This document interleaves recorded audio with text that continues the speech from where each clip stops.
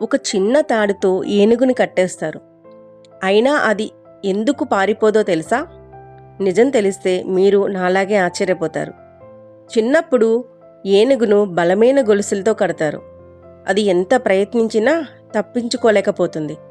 రోజులు గడిచే కొద్దీ నేను ఎప్పటికీ బయటపడలేను అనే ఒక నమ్మకం దాని మనసులో బలంగా ఏర్పడుతుంది. పెద్దదైనా చాలా బలంగా మారిన తర్వాత కూడా ఒక చిన్న తాడుతో కట్టినా అది తప్పించుకోవడానికి ప్రయత్నించదు.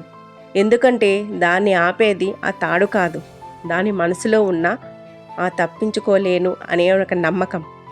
మన జీవితంలో కూడా ఇలాగే జరుగుతుంది.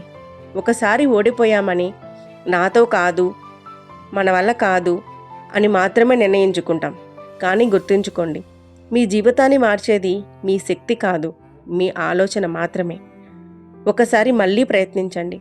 మీరు అనుకున్న దానికంటే చాలా బలంగా ఉన్నారు.